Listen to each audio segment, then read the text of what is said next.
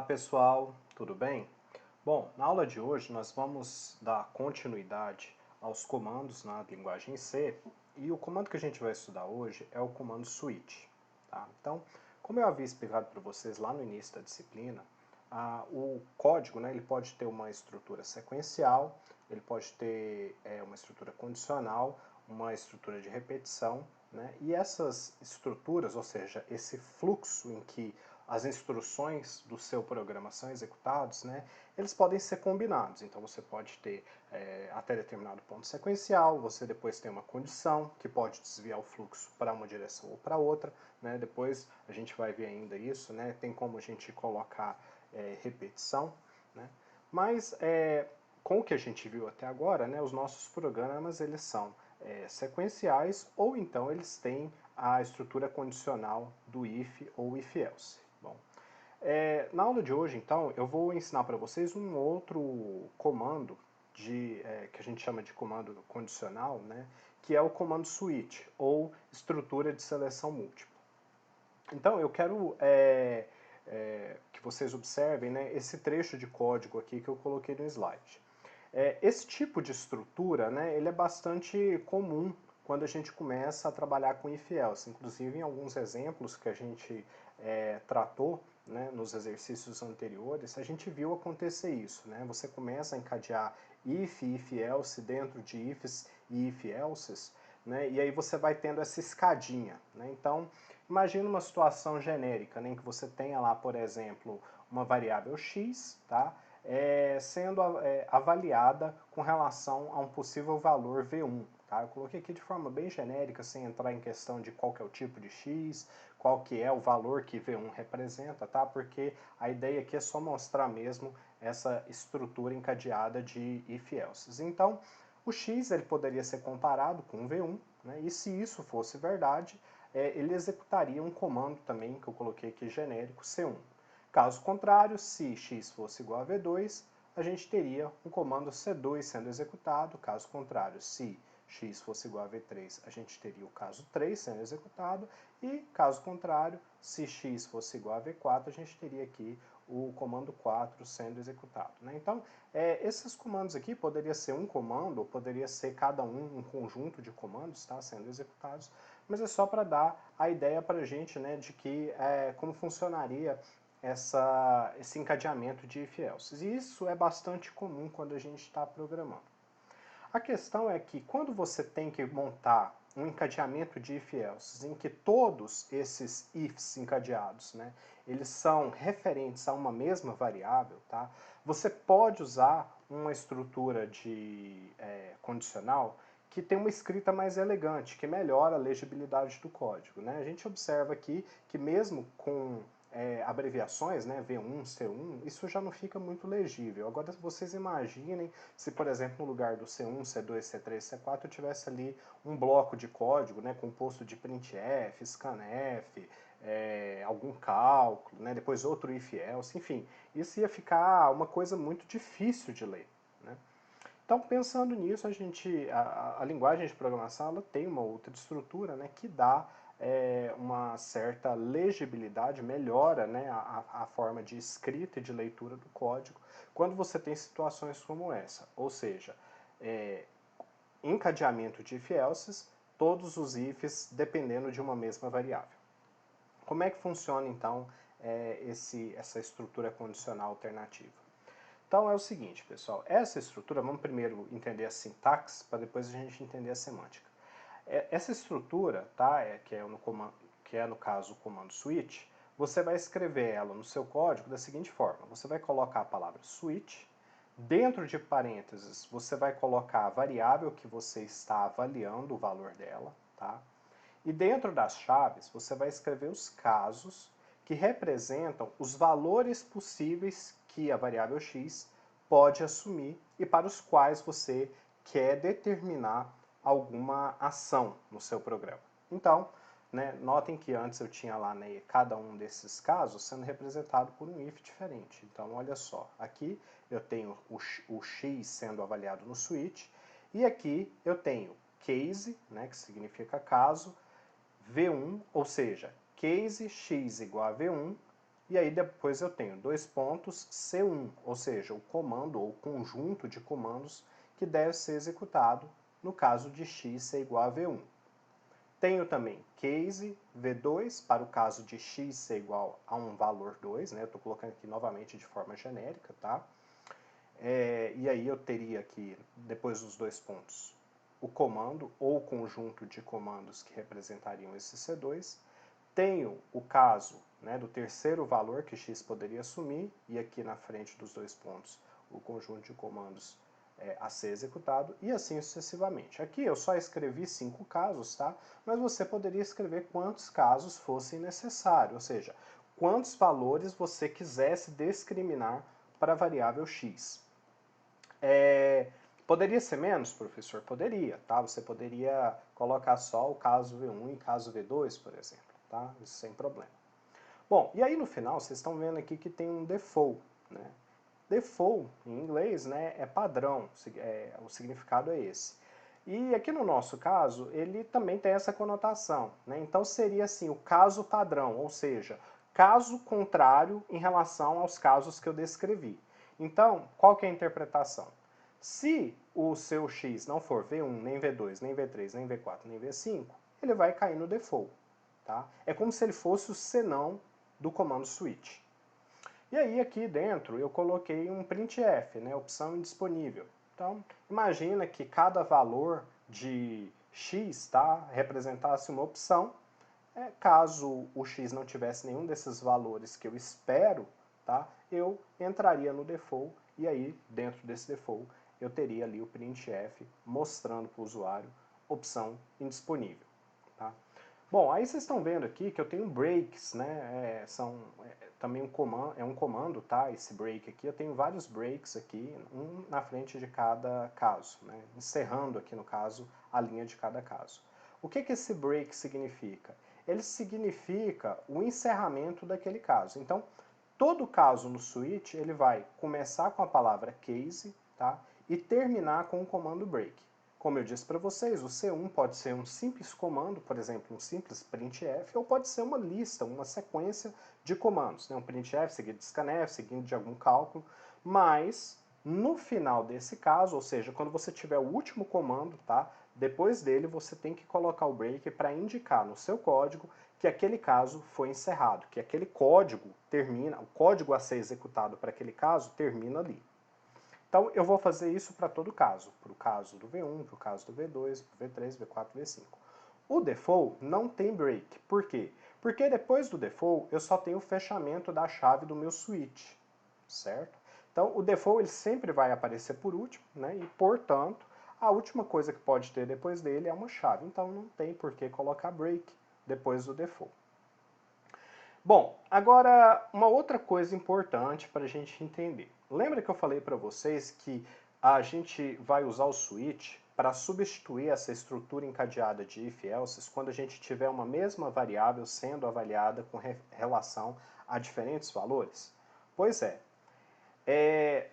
o switch, pessoal, ele só avalia uma variável. Ele não avalia a expressão lógica igual no if, que a gente pode construir, igual a gente fez lá no caso do triângulo, né? If A menor do que B mais C, ou, E, B menor do que C mais A. Não, a gente não pode construir uma expressão lógica aqui dentro do parênteses do switch, tá?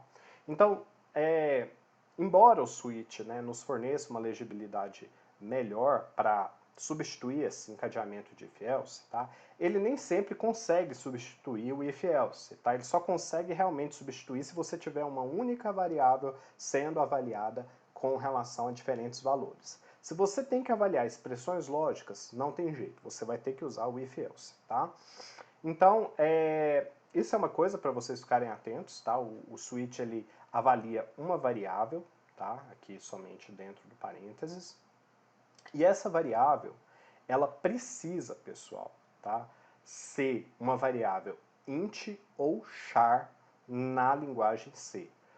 Ou seja, na linguagem C você não consegue avaliar uma condição do tipo switch sobre uma variável que não seja inteira nem caractere. Tá? Qualquer coisa, float, double, ou seja, qualquer coisa que não seja nem int nem char, o switch não consegue avaliar. beleza? Da mesma forma que você não tem como representar uma expressão lógica aqui no lugar do x, aqui também no lugar dos valores, tá? Ou seja, os valores que x pode assumir, você também não pode representar intervalos. Então, realmente, tem que ser o valor para aquele caso do x, né? Então, se o x é uma variável inteira, você vai estar avaliando ali o valor inteiro, por exemplo, 1 para o caso v1, 2 no caso v2, entendeu? Você vai avaliar valor por valor. É só o valor discriminado, ele não consegue avaliar uma faixa. Tá? Isso é uma outra coisa importante. Professor, e se o x for uma variável char? Como você disse, o x pode ser char, né? Ele consegue avaliar. Sim, aí no caso, para cada caso aqui, no lugar do v1, v2, v3, v4, v5, né, ou quantos casos você tiver, você vai colocar o caractere que representa aquele caso. Então você pode ter, por exemplo, caso x, né, caso x seja A. Então você vai colocar aqui no lugar do V1 o A entre aspas simples. Daqui a pouco eu vou mostrar um exemplo para vocês para ficar mais claro isso. Então, só para amarrar, tá, pessoal? Como eu disse para vocês, switch só avalia uma variável. Essa variável precisa ser int ou char. Tá? Você pode escrever quantos casos você quiser, mas lembre-se que cada caso só representa um valor único daquela variável x, ele não pode representar um intervalo. Tá? Você separa o valor que está sendo analisado dos comandos a serem executados por 2 pontos, né? Então aqui no caso, depois do valor que representa o V1 eu coloco 2 pontos e o conjunto de comandos que representaria o meu C1, tá? E no final de cada caso você vai colocar o comando break, para indicar que aquele caso está sendo encerrado, certo? Bom, então vamos exercitar isso, tá? Para ficar mais claro, né, para vocês, sobre esse programa aqui, né? Se vocês notarem, ele é muito parecido com aquele outro que a gente fez da faixa etária, tá? Mas tem uma pequena diferença. Então vamos ler o enunciado aqui. Escreva um programa usando a estrutura de seleção múltipla que receba a categoria de um nadador e informe qual a sua faixa etária seguindo as regras. Então olha só. O que seu programa vai receber do usuário? Ele vai receber a categoria do nadador. Ele não vai mais receber a idade do nadador. E o que ele vai informar como resposta? Ele vai informar a faixa etária, certo? Então eu inverti as coisas, né? Eu inverti o problema aqui. Caso não se encaixe em nenhuma faixa etária, o programa deverá informar isso ao usuário. Então, novamente, né? Se o usuário, por exemplo, bater uma categoria que não tem uma faixa etária correspondente, o programa tem que ser capaz de identificar e dar esse aviso ao usuário. Então eu vou abrir aqui o código, né, para a gente mostrar como que seria a solução para esse problema. Tá? Então olha só, eu tenho aqui a biblioteca stdio.h, novamente, né, eu vou usar as funções de printf e scanf, então eu preciso dela. Tenho aqui a minha estrutura main, né, com abre-chave, e aí aqui no início eu tenho a minha variável a ser declarada. No caso, pessoal, o que a gente precisa armazenar para resolver esse problema? A gente tem que armazenar a categoria, né, que vai ser informada pelo usuário. Tá? Então, para eu representar isso, eu criei aqui uma variável que eu chamei de C, tá? C de categoria, e o tipo dela é char, tá? Porque ela vai guardar um caractere. Bom, aí na sequência eu fiz a interação com o usuário, né? Coloquei um printf pedindo para que ele informasse a categoria do nadador. E aí eu já até mostrei para ele as categorias disponíveis, A, B, C, D. Notem que eu coloquei um /n aqui antes e um depois, por quê? Para aparecer o código de cada categoria na linha de baixo, não ficar aquela linha grande lá no prompt. Né? Então ele vai mostrar primeiro informe a categoria do nadador, 2 pontos, vai fazer uma quebra de linha e embaixo ele vai colocar as categorias A, B, C e D. Né? E aí na sequência eu fiz o scanf para capturar essa categoria do nadador, né, que o usuário vai me informar. Então eu sei que as categorias são caractere, né, eu coloquei aqui A, B, C e D, e aí eu fiz aqui um scanf com o marcador de char, que é o porcentagem C. Tá? E aí, qual foi a variável que eu coloquei para receber esse valor é que o usuário vai me informar do tipo caractere? A variável que eu declarei, variável C, tá? Com o e comercial precedido. Se ela se chamasse, por exemplo, categoria ou cat, né? Eu poderia colocar aqui cat, tá ok? Sem problemas. Mas vamos deixar C, que foi o jeito que eu tinha pensado inicialmente. Bom, aí o que vai acontecer? Aqui no switch, né? Notem que aqui, nesse ponto aqui do meu código, eu já tenho o valor de char armazenado na variável C. Então, o que eu vou fazer na sequência? Eu vou avaliar o valor que está nessa variável, usando a estrutura do switch. Como que eu faço isso? Eu vou escrever switch e aqui eu vou colocar o nome da variável que contém o valor char. Tá? Então, no caso, eu coloquei aqui a variável C. É ela que eu quero avaliar. Bom, e aí dentro do switch, o que eu vou fazer? Eu vou escrever os casos possíveis, né, para valores de C. Então, o primeiro caso é o caso em que C tem o valor caractere A. Né? Lembre que eu dei essas opções para o usuário, A, B, C e D maiúsculo. Então, o primeiro caso é o caractere A maiúsculo. Notem que, como se trata de um valor do tipo char, né, do tipo caractere, eu coloquei esse valor entre aspas simples, tá? Para indicar que o A não é uma variável, não é um identificador que eu criei no meu código, e sim o símbolo A do tipo caractere.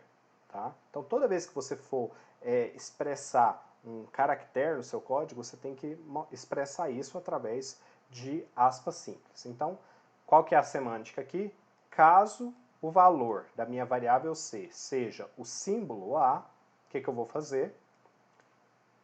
Printf, a idade do nadador é entre 5 e 7 anos. Então, ele vai imprimir na tela essa mensagem aqui para o usuário. Bom, só tenho isso para fazer. A única coisa que o meu programa precisa é mostrar a faixa etária. Então, no caso, se a categoria for a A, depois de eu mostrar essa mensagem, a única coisa que eu tenho que colocar aqui é um break para encerrar aquele caso. E aí eu vou para o caso seguinte, né? Caso valor da variável C seja o caractere B, maiúsculo, né? printf, a idade do nadador é entre 8 e 10 anos. Então, é essa mensagem que vai ser mostrada para o usuário. Na frente desse comando, eu coloco o break para indicar que esse caso foi encerrado. E a mesma coisa eu faço com o C e com o caso do caractere D. Né? Aqui no final eu coloquei o default, né, que como eu disse para vocês, ele é o caso contrário a todos os outros casos. Então, se por acaso, dentro da variável C, eu tiver um caractere que não seja nem A, nem B, nem C, nem D maiúsculo, ele vai entrar no default e vai mostrar essa mensagem para mim. Categoria tananã inválida. O que é o tananã? Tananã é o marcador, né, que vai indicar aqui o valor da minha variável C. Por quê? Porque eu estou mostrando para o usuário a categoria que está armazenada naquela variável C, porque provavelmente não, com certeza, né, o valor que vai estar nessa variável C é o valor que ele digitou. E ele, às vezes, digitou por engano. Então, eu vou mostrar para ele, ó, categoria tal, inválida, mostrando para ele que o valor que ele digitou para C, né, não contempla nenhuma das categorias que eu instruí ele no início do meu código, certo? Então é bem simples, tá, pessoal? Igual eu falei, é só a gente saber, né, estruturar o switch. Notem que a leitura do código, né, ela fica melhor, né? Se vocês olharem, fica tudo ali alinhadinho, certinho, né? Cada caso um embaixo do outro, tá? Se a gente fosse fazer isso com if else, esse código ia começar a virar uma escada. A gente ia ter que ficar aqui mexendo nessa barra aqui, né, para a esquerda e para a direita, para conseguir ler o código. Isso não é muito bom. Tá? Então, saiu do switch, a única coisa que ele precisa fazer é o system pause, né? O programa já cumpriu o objetivo dele. Bom, aí vocês vão falar uma coisa para mim, professor, mas peraí, volta lá no enunciado. A categoria não era A, B, C e D, era infantil A, infantil B, juvenil C, juvenil D. Por que o usuário não coloca infantil A em vez de A e aí você analisa, né, em vez de analisar se o caso é A, você não analisa se é infantil A, por exemplo? Pelo seguinte, pessoal, a gente, até agora, né, só viu os tipos de dado int, float, double e char. O único desses tipos de dados que trabalham com caractere é o char. Né? E o char ele só armazena um caractere por vez. Então, a gente não consegue armazenar, né, o conjunto de caracteres que representam a palavra infantil A. Tá? Você não consegue armazenar isso, porque são o quê? Aqui no caso a gente tem 1, 2, 3, 4, 5, 6, 7, 8. Aqui o espaço também conta, 9. E o A, 10. A gente tem 10 caracteres. Não tem como a gente armazenar isso tudo numa variável que só comporta um caractere, que no caso é uma variável do tipo char. Pô, professor, então como é que eu faço para, se eu quiser, né, comparar com a palavra infantil A toda? Bom, aí vocês vão ter que esperar mais um pouco para estudar lá na frente, né, o conceito de strings, tá? Que na linguagem C não é tão trivial. Se a gente estivesse trabalhando com uma outra linguagem mais moderna, tá? Provavelmente a gente conseguiria já usar uma string como um tipo de dado nativo, tá? E trabalhar, por exemplo, em Java, você consegue já declarar lá o tipo string, tá? E fazer comparação direta sem problemas. Mas a linguagem C não é assim, tá? E aí você precisa entender alguns conceitos que vão ser ensinados mais para frente para ficar mais claro, senão vira uma bagunça. Então, para simplificar, né, o que eu fiz? Eu só admiti que para representar uma categoria, ele precisaria informar o A, B, C ou D aqui, tá? Que no caso é o que diferencia, de fato, né, cada categoria. Tá? Você sabe que se é C, ele é juvenil, se é D também ele é juvenil, se é A, se é B, ele é infantil. Beleza? Então você só pode armazenar um caractere por vez e por isso eu fiz dessa forma. Vamos compilar e vamos executar esse negócio aqui para ver se deu certo? Então vamos lá, compilei aqui, né? Já tinha salvo o programa, vou executar. Então olha lá, informa a categoria do nadador. Vamos começar então com a categoria C, por exemplo. Né? Coloquei aqui C. A idade do nadador é entre 11 e 13 anos. Realmente era isso que tinha que acontecer, né? Olha só, categoria C, essa é a faixa etária. Vamos executar agora para outro exemplo. Voltar lá. Colocar agora a categoria A. A idade do nadador é entre 5 e 7 anos. Também funcionou ok, né? Bom, agora vamos colocar aqui uma categoria que não existe. Vamos colocar um F aqui, né? Não foi previsto esse caso. Categoria F, inválida. Então, caiu lá no default, né? Que é no nosso caso contrário a todos os outros casos. Vamos colocar outra errada. Vamos colocar o M aqui. Categoria M, inválida. Tá vendo? Então, ele não aceita se não for A, B, C ou D. Bom, e aí tem um outro caso que eu quero mostrar para vocês, que é o caso de digitar, por exemplo, A minúsculo. Né? O que vai acontecer se eu digitar A minúsculo e Enter? Ele vai dar a categoria Azinho inválido. Por quê? Porque o caractere A minúsculo, pessoal, ele é diferente do caractere A maiúsculo. Então, se eu quiser que ele reconheça como caso A o caractere A minúsculo, eu tenho que vir aqui e substituir esse A maiúsculo por A minúsculo e assim sucessivamente, B minúsculo, C minúsculo, D minúsculo. Ô, professor, mas eu queria que ele mostrasse tanto para o A maiúsculo quanto para o A minúsculo. Não tem nenhum jeito de fazer isso? Não, tem, pessoal. Né? Qual que seria a forma da gente fazer isso? Bom, a forma mais trivial é você fazer isso aqui. Você copia o caso A maiúsculo, né? E aí você cria um outro caso para o A, só que com o valor minúsculo, dando a mesma mensagem. Então, para o switch é um caso a mais, tá? Mas para o usuário, na hora que ele escolher, se ele escolher o A maiúsculo ou o A minúsculo, ele vai dar a mesma mensagem, porque eu não mudei o printf aqui, eu só mudei aqui, né, o que está sendo avaliado. E aí eu faço a mesma coisa para os outros, né? Então, vamos fazer aqui para o B. Deixa eu voltar aqui. Botar o B minúsculo. Vamos fazer também para o C. O C minúsculo. E vamos fazer também para o D. D minúsculo. Então, vamos compilar agora e vamos ver se isso funciona. Então, olha lá. Eu vou fazer primeiro para o Azão. Deu certo. Né? Já estava funcionando antes. Agora vamos fazer para o Azinho. Mesma coisa, a idade do nadador é entre 5 e 7 anos. Vamos fazer agora para o B. Idade do nadador entre 8 e 10 anos. E agora para o Bzinho. Idade do nadador entre 8 e 10 anos. Então, está funcionando, pessoal. Né? Como eu disse para vocês, é só a gente criar um caso extra para cada letra ali e colocar um minúsculo também. Certo? Bom, pessoal, então é isso, tá? Espero que vocês tenham gostado. Vou deixar esse código disponível lá com o slide do Switch, tá? E vou também deixar a tarefa de casa para vocês exercitarem sobre novos exercícios. Lembrando que o prazo é de uma semana, tá? Para vocês me enviarem no e-mail da disciplina. Então é isso, fico aguardando vocês no próximo vídeo. Até mais!